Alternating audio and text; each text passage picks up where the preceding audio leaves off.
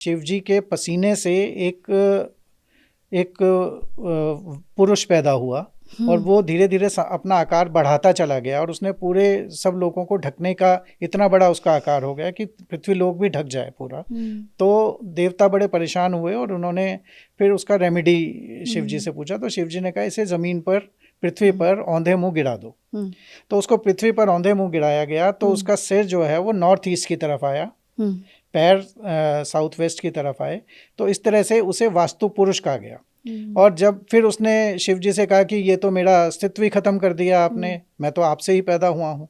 तो शिव जी ने कहा हर घर में जब तक तुम्हारी पूजा नहीं होगी तब तक उस घर में कोई भी शांति नहीं रहेगी या कोई भी अच्छी चीज़ें नहीं होंगी, या घर लेते ही तुम्हारी पूजा करनी पड़ेगी। और फिर हम पूजा करके, वास्तु पूजन हर घर में होता है जब हम गृह प्रवेश करते हैं, तो वास्तु पुरुष को हम वास्तु देवता का दर्जा देते हैं उसमें। फिर वो पुरुष देवता हो जाता है और उसको आहुतियाँ दी जाती हैं, वो आहुतियाँ उसका भोजन होता है।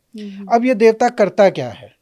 ये देवता करता ये है कि जब भी आप घर में कुछ भी बोलते हैं कि हमें पैसे का फायदा हो जाए, तो बोलेगा तथास्तु।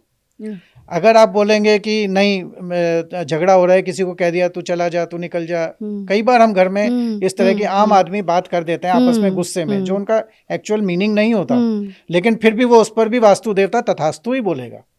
तो इसीलिए कहते हैं घर में कभी भी किसी भी समय कोई गलत बात नहीं करनी चाहिए, किसी भी तरह से कोई दुर्विचार मन में नहीं लाना चाहिए। और घर में आपके देवता विद्यमान हैं और उन देवता को आपको सम्मान करना चाहिए, और घर के एक दूसरे लोगों के साथ भी इसे ऐसा ही व्यवहार करना चाहिए कि वो देवता दुखी ना हो। और फिर अभी जब हम वास्तु करते हैं तो एक ब्रह्म स्थान का बहुत महत्व है। तो ब्रह्म स्थान को हम खाली छोड़ते हैं, वो उस देवता का ही स्थान है। उस स्थान को आप खाली छोड़ते हैं, वहाँ पर कोई दीवार नहीं बनाते, कोई कंस्ट्रक्शन नहीं करते हैं, कोई टेबल चेयर नहीं रखते हैं, उसको खाली रखते हैं ताकि उस देवता का आशीर्वाद आपको मिलता रहे। और वर्तमान समय में वास्तु की शुरुआत जब दोबारा से हमारे पुराण सामने आए और धीरे धीरे करके पीछे जो 50 साल पहले का जो समय था, उस समय में बहुत बड़े बड़े लोगों के घर घेर होते थे, आंगन होते थे, टॉयलेट घर से दूर होता था, बाहर होता था, तो और सब जो लोग मिलजुल के एक साथ फैमिली में रहते थे। ब्रह्मस्थान पूरा खाली होता था, बीच में चौक आंगन होता था, उसके चारों तरफ कमरे होते थे। तो वास्तु अपने आप ही फॉलो हो रहा था।